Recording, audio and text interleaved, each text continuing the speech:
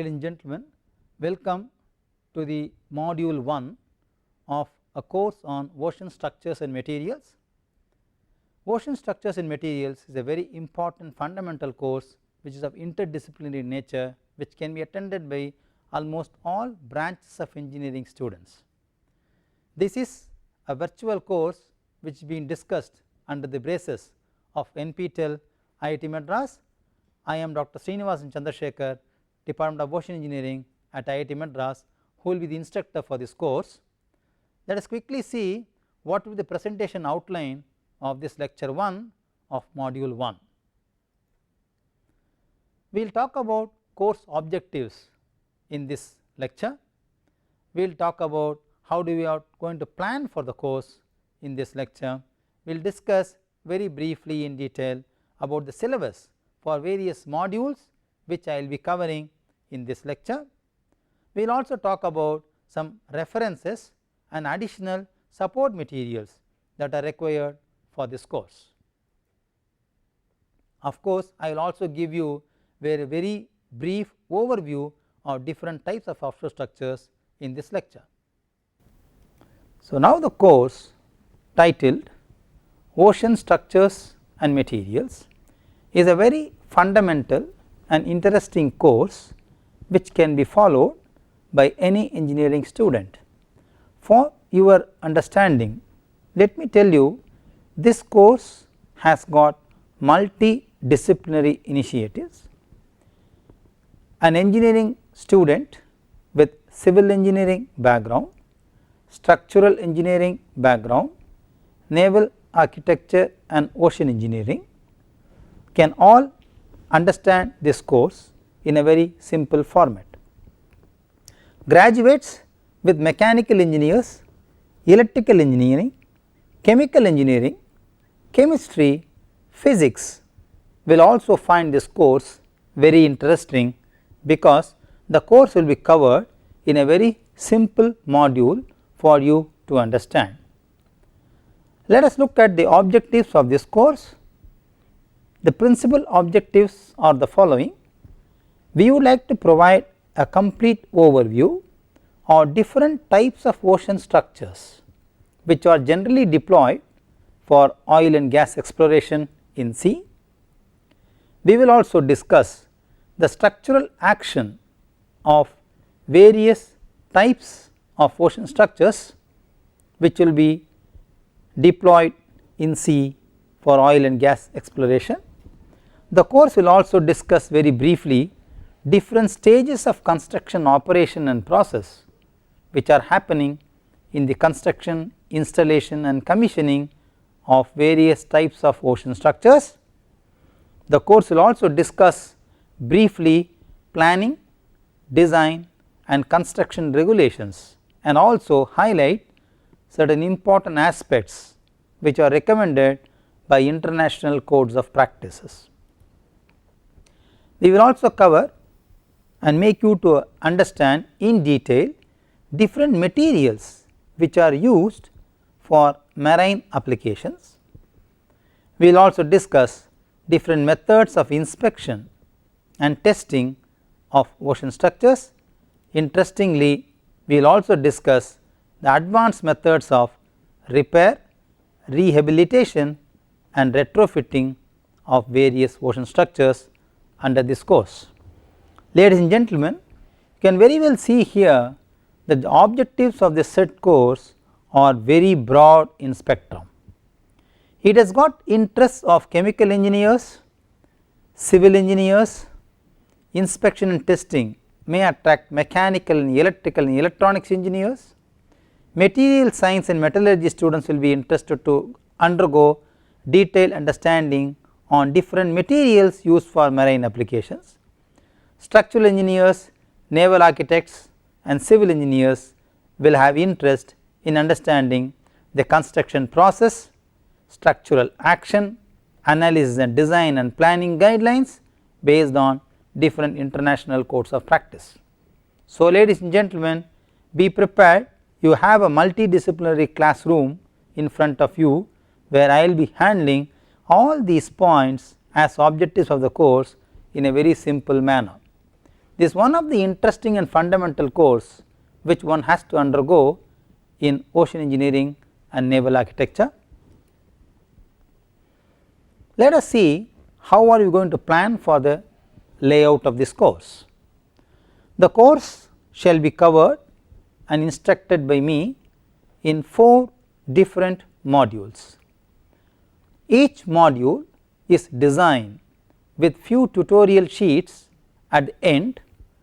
One should sincerely complete these tutorial sheets before attempting to read the successive module. That is my principal request to all the viewers, that do attempt to solve all the tutorial sheets on your own with the support material given in this course. You should also refer to additional reading material which are suggested at the end of each module. One should read these resource material to achieve a complete understanding of the course. As I said, I am addressing an audience of multidisciplinary in nature. Therefore, I will cover the basic and fundamental concepts of the course in detail. However, I will always recommend strongly each one of you should go through additional reading material if you really want to well understand the course in depth. In module 1, we will talk about different types of offshore structures. We will discuss various structural systems deployed for shallow water, medium, deep water and ultra deep waters. One may wonder, how do we classify depth of water as shallow, medium, deep and ultra deep? I will tell you the classification in the due course when I explain the lectures. However, it will be interesting for you to know that the different structural systems deployed for different water depths are not similar. Their structural actions were varied variedly. Therefore, one must understand for different kinds of water depths what kind of structural system should I suggest. We will also discuss various environmental loads that are acting on offshore structures. We will very briefly discuss the structural action exercised by the installed offshore structures in sea. We will also discuss about different types of coastal structures in the first module. As we move on to the second module, we will discuss briefly the planning which are necessary for construction of ocean structures. We will also briefly introduce you to the design of ocean structures. Ladies and gentlemen, you will appreciate that the design of ocean structure by itself is a full course. So, I will discuss here only basic fundamentals which are applied to the design of ocean structures. We will also discuss different processes involved in the construction of offshore structures like towing, launching and installation. We will also see the same process applications for pipeline installations. We will also discuss regulations and codes of practice that are used for planning, design, construction and maintenance of ocean structures. We will very briefly see different kinds of foundation systems that are generally used for ocean structures. We will also discuss different types of anchors which are used for holding down these structures to the seabed. All these topics will be covered in module 2. As we move forward, we will also discuss in module 3 materials for marine application, different types of materials and their applicability in marine environment. We will also discuss in detail various critical properties that are useful in selecting a material for marine environment based on international codal regulations. We will also address specific problems that are related to materials, in particular in marine environment. For example, corrosion for steel is one of the critical problem which will be addressed in detail in this course. We will discuss about the problems associated with corrosion of metals in marine environment. We will also discuss what are the various corrosion protection methods and techniques that can be used for protecting the marine structures from corrosive environment in the sea. We will also talk about composites, which are of recent developments used in the construction of marine structures or used in marine environment in general. Of course, this is a very elaborate area which requires lot of material characteristic understanding. So, we will not get them into detail. However, we will talk about introduction to composites as material for marine environment. We will also discuss different codes of practice which are used for selecting materials in marine environment. All these things will be covered in module 3. In module 4, we will talk about inspection and testing of ocean structures. Ladies and gentlemen, it is one of the interesting segment where lot of recent investments in terms of research and development is happening in oil and gas sector, because offshore structures or even coastal structures are very highly expensive when they are constructed. Generally, the material deterioration happens at a very rapid rate than expected deterioration characteristics. Therefore, one is interested to maintain the serviceability or extend the service life of existing structures for few more couple of years. If that is the goal of any offshore engineering company, then one should invest on periodic inspection and testing of ocean structures for preventive maintenance. We will talk about that in module 4. We will also talk about various methods of non-destructive testing as applicable to ocean structures. We will also discuss different advanced materials which are used for repair and rehabilitation of marine structures. We will also discuss what are the possible planning guidelines which can be used for maintenance of ocean structures. All these things will be discussed in module 4. Finally, in module 4, as one of the advanced topics of research, we will talk about structural health monitoring of ocean structures. Ladies and gentlemen, structural health monitoring is a very common methodology and common practice being used in bridges and land based structures for extending the serviceability or for emphasizing the safety. However, in terms of ocean structures, this is really a new domain of research which is still under very strong exploration. We will talk about some advanced methods of SHM as applied to ocean structures in this course. So, as you see from these presentations made by me, you will understand that the course covers elaborately many set objectives and audience addressed are interdisciplinary in nature. Therefore, one can really trust that the course will have fundamentals addressed in a very simple manner, so that every listener can understand and fulfill the basic requirements of understanding fundamentals of ocean structures and relevant materials as on today applicable to marine environment. Nevertheless, the course will cover interesting features which can attract construction engineers on repair and rehabilitation of marine structures. Of course, it can attract professionals because the course will also address planning guidelines for maintenance schedule of ocean structures. The course can also attract research engineers who are interested on advanced techniques of structural health monitoring as applicable to ocean structures. For every course, as we all understand, the textbooks, reports and reference materials are very important. So, in that context, let me list few important reference materials available now.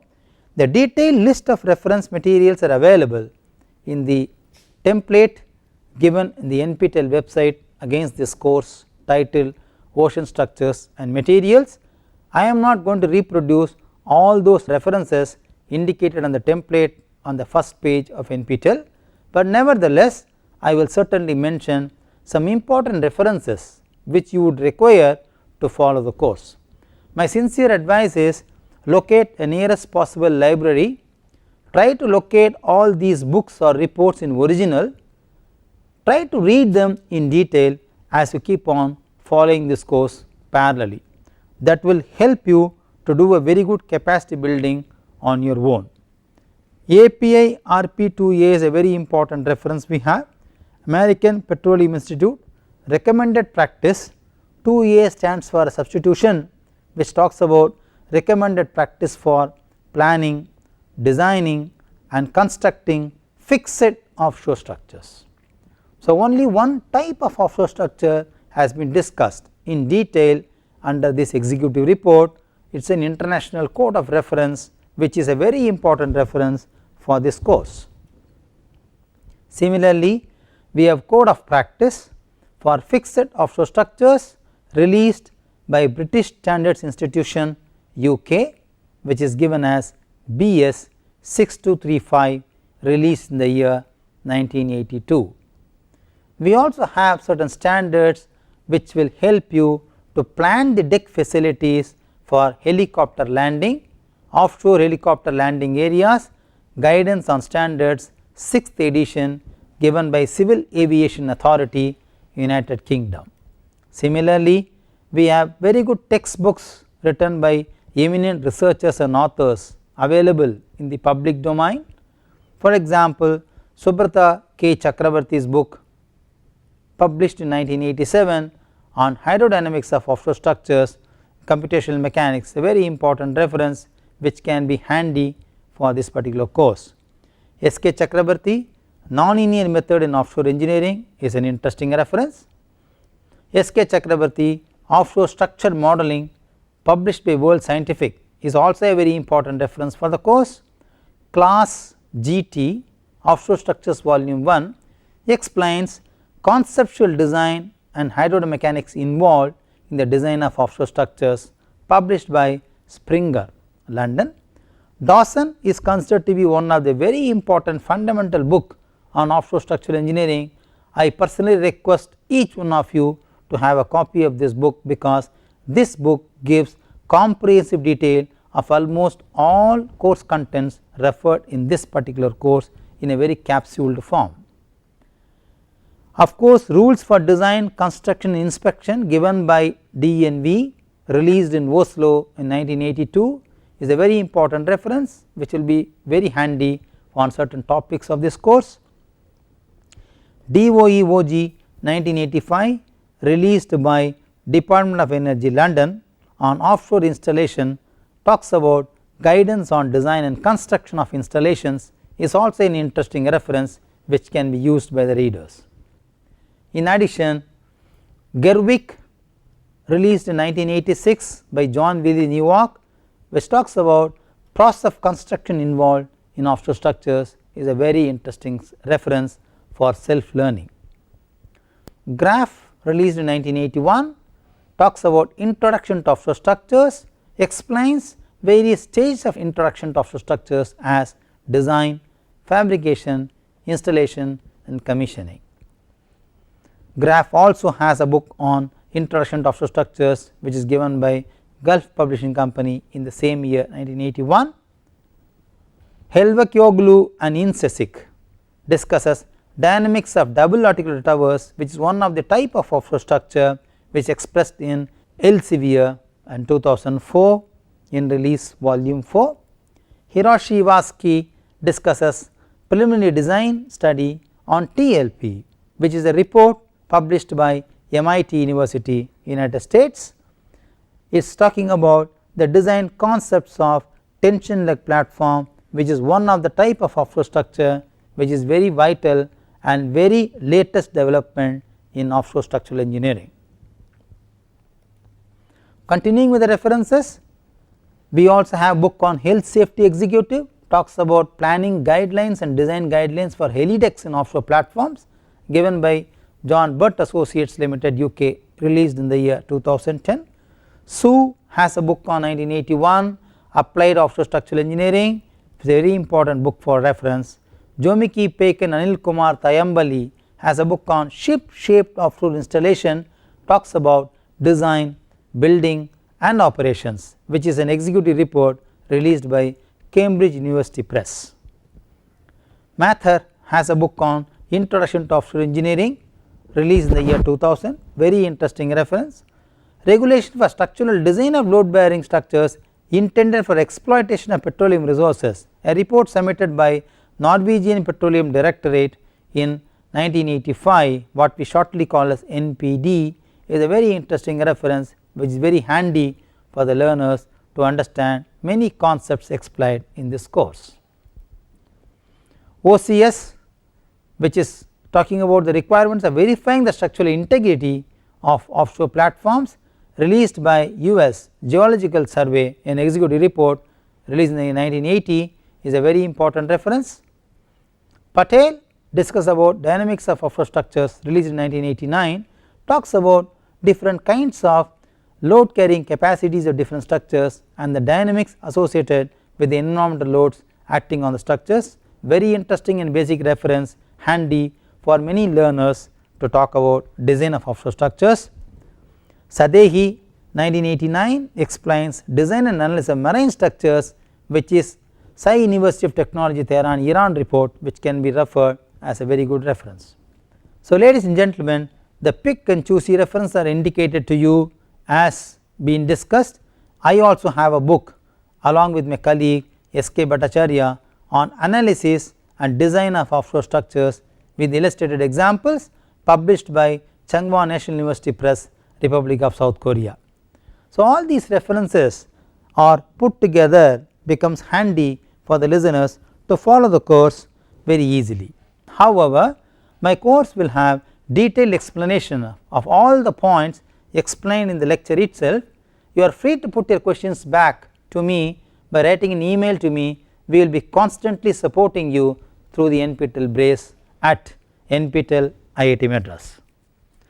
Now, let us ask a simple question: can we talk about the history of offshore industry? When actually this industry started? Look at this figure, which is a black and white photograph specifically put for you to understand that this photograph, as our understanding goes, will be at least about 70-80 years old. You can see the type of structures which are constructed all along the coast. There are many towers you can see. You can also see they will be mostly of steel, partly of wooden structures and truss elements as well. You will see the cluster of offshore rig platforms constructed very close to the coast, which has been a very good standing illustration for the growth of offshore industry. So, this has been taken as a photograph in Huntington Beach in California. So, one can understand that the birth of offshore industry actually started in United States. Similar thing happened in Summerland, California. You can see many of the drilling rigs being installed very close to the coast at a shallow water depths, meant essentially for oil exploration. Not one, you can see many of them as a cluster being constructed and erected very close to the coast in Summerland, again in California. You can also see a photograph of a production platform which was as simple as that, which is a stretch system, not one, many of them, resting on few of the legs, maybe 6 legs in this case as well. It has got a deck, it has got a truss, it has got a supporting system located in a very shallow depth, because the structural system appears to me as very simple. So, it is one of the production platform which is being photographed in Summerland, California. Now, the question comes, look at this figure at Lake Maracaibo in Venezuela, which is again a taller truss system which is having 2 level decks, one for operation, one for maintenance. We have some inspection decks also on the higher ends. And you can see some cantilever structure coming out of the operational deck here. Essentially these are all tower form construction which are essentially of steel. So one can see that the offshore structures as they move from the coast towards off the coast, you will see the height of the tower, the structural complications, the dimensions of the members and the size of the members are getting larger and larger. So as you go deeper and deeper, you require a stronger structural system to encounter the environmental loads coming and acting on the structural system. Now the fundamental question comes to mind is when this industry actually started beginning its exploration. Look at an example here, Caspian Sea Soviet era, which is having up to 100 kilometers offshore.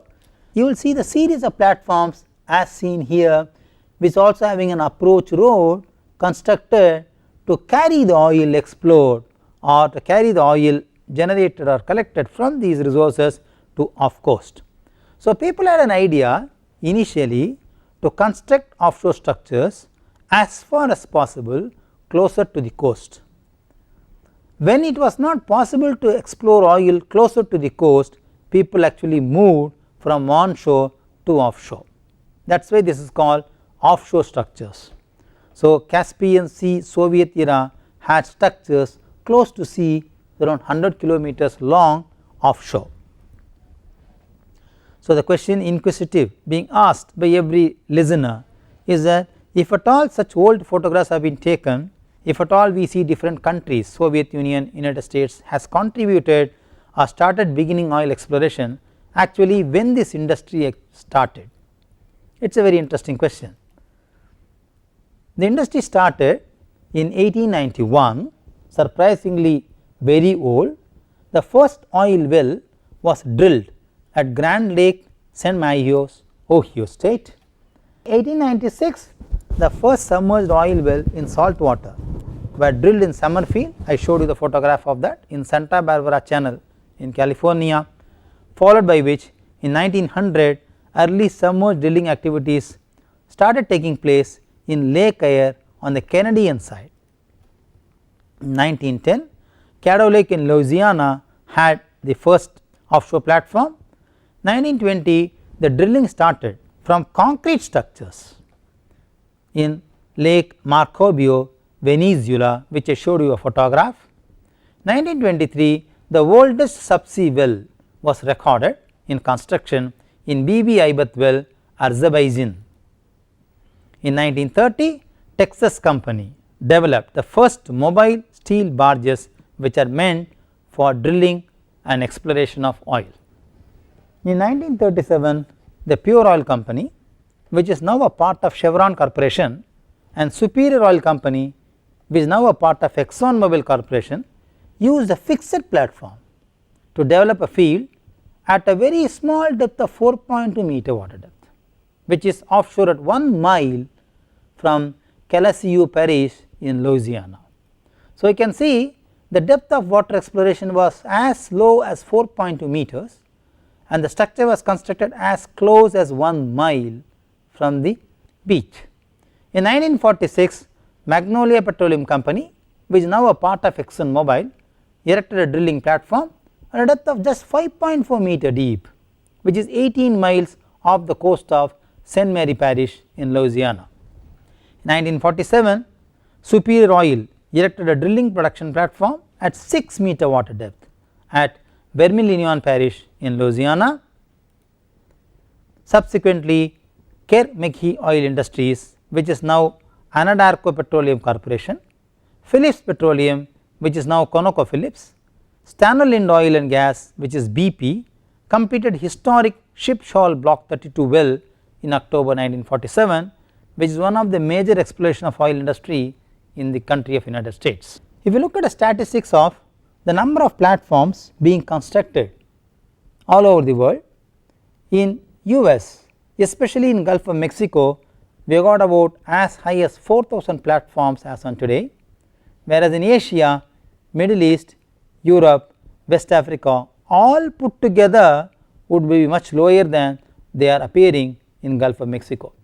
So one can easily summarize that offshore industry has got a dominant development in United States. There is something very important for us to understand which we call as GSPR, which is Global Strategic Petroleum Reserve. When you talk about oil exploration, we must understand the terminology GSPR. Now, what is a GSPR? Crude oil inventories held by the government of a particular country is what we call as Global Strategic Petroleum Reserve of that country. This is called strategic reserve in financial terms. This shall be used in case of any energy crisis. For example, the strategic reserve in India is managed by Ministry of Energy. This is considered as one of the important index of the net import cover of the country. It means offshore industry is closely associated with the economic growth of any country, because Global Strategic Petroleum Reserve is considered as an important index of the net import cover of the country. So, the economy of the country is also governed by the petroleum reserve the country has, what we call strategic reserve. Therefore, it is interesting and important for all of us to know what are the different kinds of installations that are constructed for oil exploration all over the world as well as in India. What are those technologies available? Can we design one of them for our country? What are the materials being used for constructing such installations? How can they be maintained? All these things will be discussed in this course in detail. Let us slowly move on to the first kind of platform of offshore structure, which we call fixed type platform. Ladies and gentlemen, the fundamental question which comes to your mind could be, what do you understand by a fixed type? The base of the platform or the bottom of the leg of the platform will be fixed to the seabed. That is why the name fixed type appears in this category. Such structures are generally very stiff.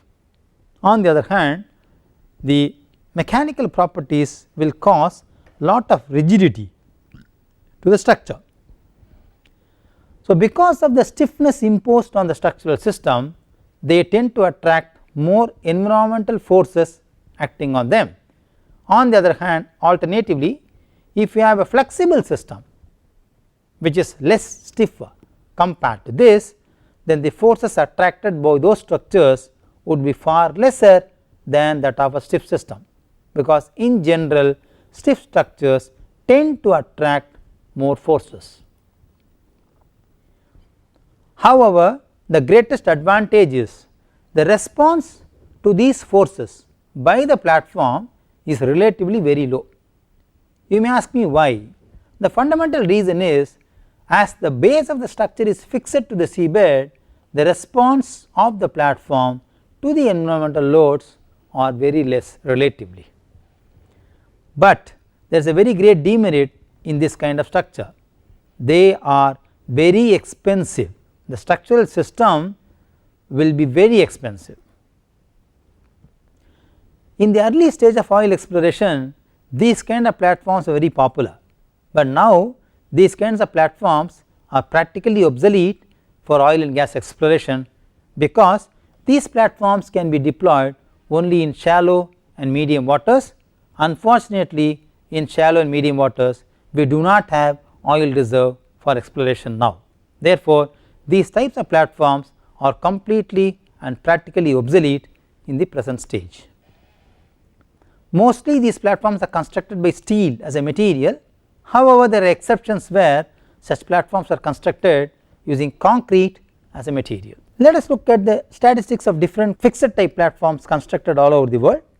About 148 platforms have been constructed so far as per the statistics show. In North America you have 30, in Australia 13, Asia you have considerably a good number of 34, whereas in South America only 7, whereas Europe had the maximum number of fixed platforms. From the statistics one can easily guess that US was not confident enough for investing on fixed type platforms in the larger number as that of Europe. There can be two reasons. One, as we all understand, fixed type platforms or slightly uneconomical as you go for deeper waters. So, US did not want to invest on fixed type platforms because they want to go for deeper oil exploration right from the beginning stage itself. Alternatively, Europe invested lot of amount of money in installing fixed type platforms on their shores. If you look at this table of categorizing the number of platforms constructed in terms of its water depth, majority of the platforms of fixed type have been constructed, installed, commissioned and executed only at a depth less than about 100 meters. So, less than 100 meters you got the majority of the platforms. However, more than about 70% of total platforms constructed as on today were all constructed to a depth up to 200 meters.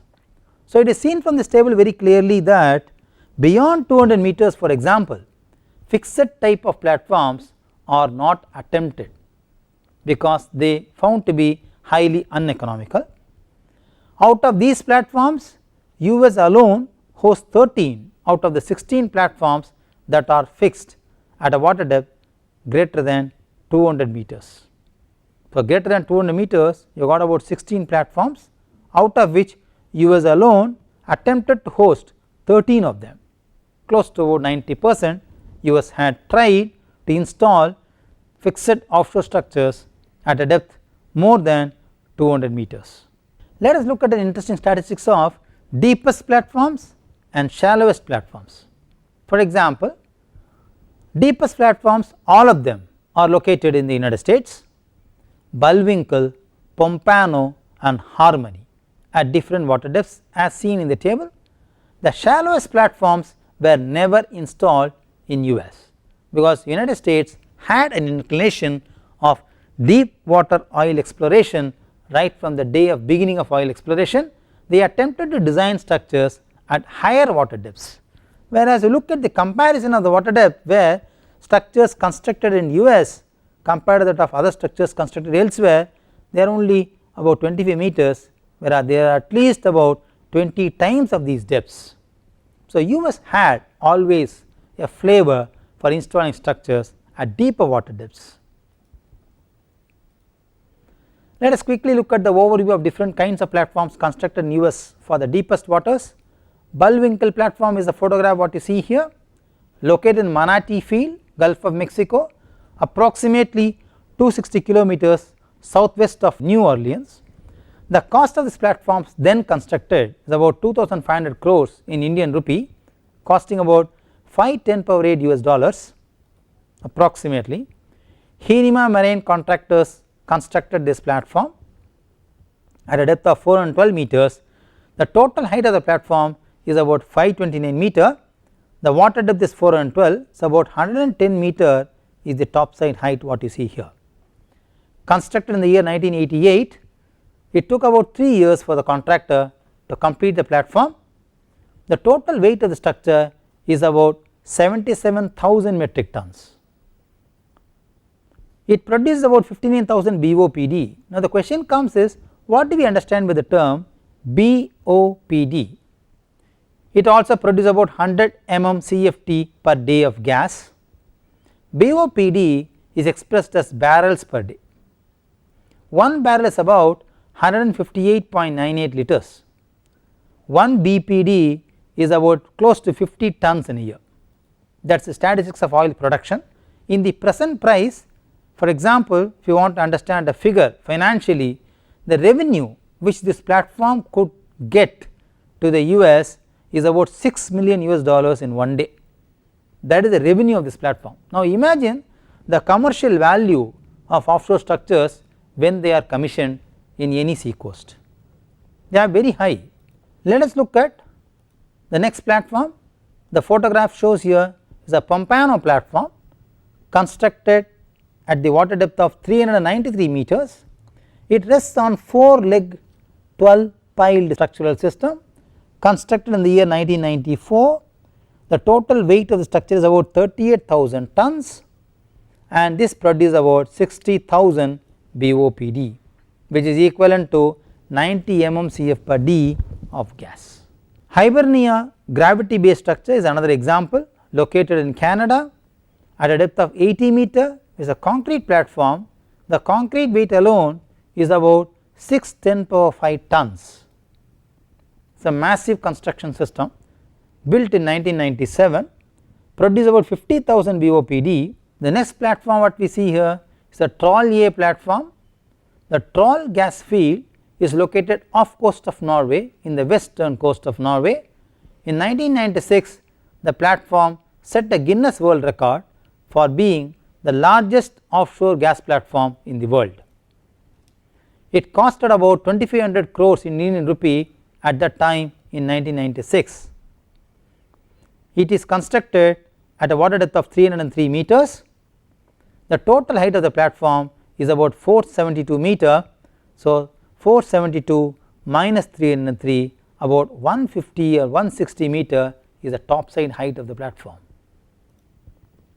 It has about 245 × 10⁻³ cubic meters of concrete. You can imagine the dead weight of concrete of this platform, and it has used 1 × 10⁵ cubic meter of steel for its construction. That is a very amazing statistics this platform has. This figure shows a very comprehensive lookout of different fixed platforms constructed above 328 meters at Shell-Cognac 1978, BP Amberjack, ExxonMobil Heritage, Total Fina ELF Virgo, Exxon Harmony, BP Pompano, Shell Bullwinkle.